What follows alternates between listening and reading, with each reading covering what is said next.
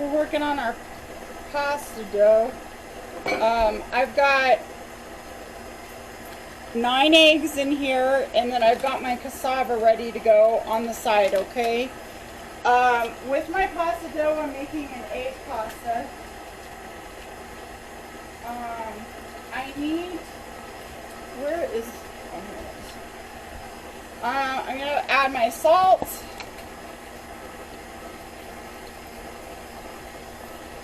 Okay, I don't like a lot of salt in my pasta unless I'm making it for my egg noodles, for my roast beef and noodles, that sort of a thing. So, hang on. Okay, so to make your ravioli or the shells, you want to get your shells all nice and because we're working with cassava, it's a little hard to make shells. So you want to, I have one of those forms that are for like making different things. So what you want to do, you don't have to put that much flour on it. It usually works out okay. Is you want to crimp the edges here of the form. Okay, so when you shut it, it's going to look good. Okay, you're going to take your meat filling, the one that you were making, you know, and this does have the liquid in it, or the ricotta in it, okay? It's just now cooked down and mixed in, and you squeeze it out.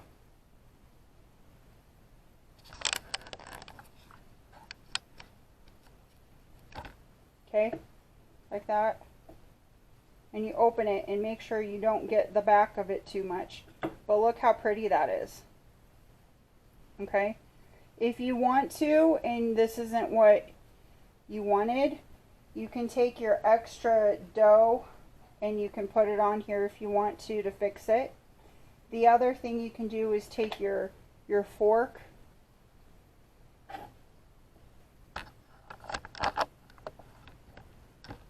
lay down your fork and crimp the edges like this, okay? And then over in the other side, in a boiling pot of water over here, all I do is lay it in there. And then after they're done, they'll float to the top of the water, and then they have, those are my shells, okay? It's a little bit hard to make shells out of these guys, so this is my other way of doing it. So it is closed, yes, and I can leave a description below of where I got these. These were from Amazon. I would highly recommend it.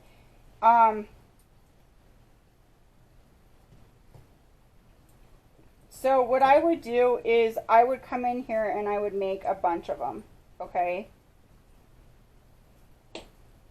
And then you have to make sure that you squeeze the sides of them so that they make that pretty little closure. And I'm pressing a little bit. Okay, and then there you go, you have your pretty little closure like that. Okay, if the dough's real sticky, it's not going to work. Okay, so you really have to close those guys tight. Okay, and then that will make it look pretty. And then you, like I said, you just go ahead and stick it in your water. And I made also, sweet potato ones, okay? So the sweet potato ones actually take a lot more cassava than the rest of them, than making the rest of it. I made a huge gigantic batch of this, which you guys saw me do that, and it's finally come together to the point where it's ready to form. So with these ones, I usually make different types of pasta with them, and you can do that by making this into a square, and then now it's a gnocchi, okay? And then you set your And you can make these however you want. You can make them the little gnocchi, or you can make the gigantic ones, okay? And you can actually roll this dough if you want to into long little pieces like this. And then you can get the edge. And then there you go, there's your gnocchi. Okay, there's your gnocchi.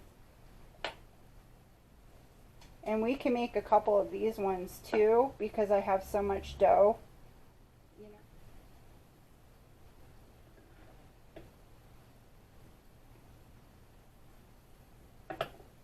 Okay, and then that one kind of didn't get to the edge very well, so I'm just gonna kind of try to crimp what I can on the edge.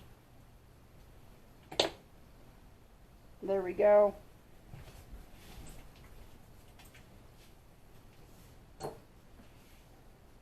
And then with floating pasta, it looks like this.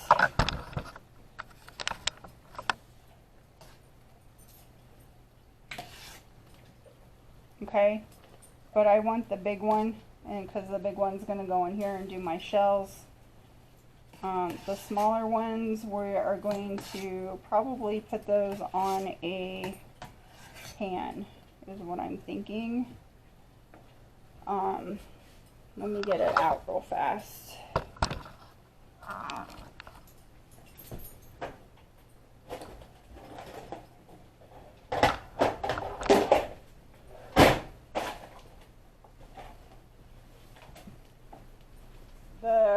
Shells done first. I might mix some of the other dough, but the dough needs to sit because it's not forming very well. So you have to let it sit at least for a few minutes before you start using it, because it is kind of more of a watery dough, and the watery dough is not, you know, gonna do much. So if you look at it,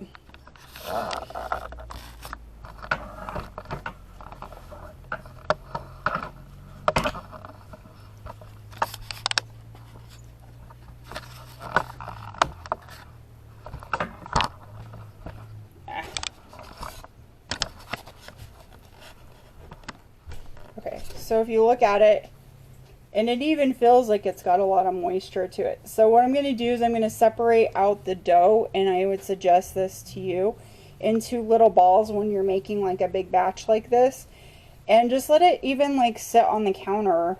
And make sure you're using some sort of tapioca or something, kind of flour. Even I ran out of all the cassava because I used all my 3 bags that I had. So I'm pretty much doubling the recipe when I'm saying I'm putting 8 eggs in here, 9 eggs or whatever. So I will give you a basic recipe for a smaller size of everything. But I'm doing this because I want to freeze this and have some ready cook kind of meal kind of things. So I thought I'd kind of do like a little pasta video for you guys. And then I am making shells today, so this video will probably go out probably next Friday or this Friday to show like the different types of pasta that you can do with this. You could probably even do, if you don't want to do potato, then you can do the other type of pasta that I just did before. But this is sweet potato, so it's fine for all the needs that we need to do. I am going to take this and set it aside. You can feel that there's moisture in here, and these ones that I did earlier, these little pieces of gnocchi, they're a little bit better. So you do have to let your dough sit if it has a lot of moisture in it. The other dough, though, that had the egg in it and just the cassava and no potato, that one, you don't want to let that one go for too long, because you can kind of feel it. It's not as warm, and it's cold, and it's kind of starting to break a little bit. So you don't want to do that very much. You want to get this going as much as possible. Now this one is probably even this potato one, you know, you can probably do like a ravioli with it, and I'll try to videotape that one too so that you guys can see the difference if I do a ravioli. But this is kind of like a ravioli in a way, but it's got different kind of feel to it because it still has that shell look. Because I love stuffed shells. Absolutely just love stuffed shells. So this is my version of stuffed shells until they come out with a paleo shell that we can actually, you know, do.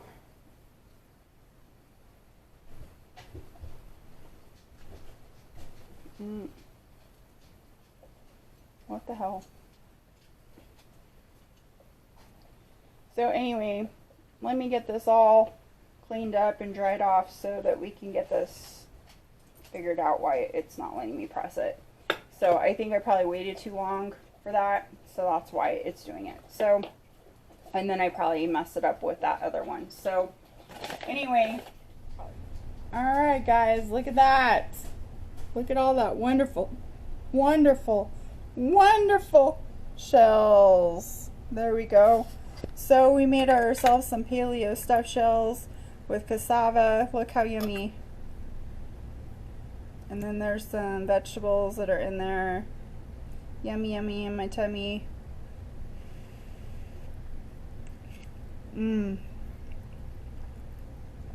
Guys, it's so wonderful. It tastes absolutely wonderful. Look at that on the inside. Yummy.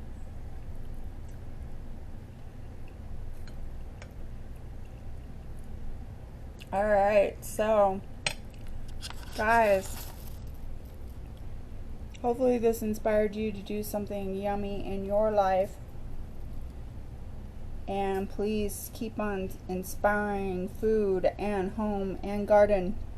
And we'll see you next time on Food Aspire Home and Garden. And I will leave the recipe down below. Please link this or subscribe it or whatever. Okay, share it. Come on guys, we are trying to get to at least 100 subscribers. Come on, we can do that.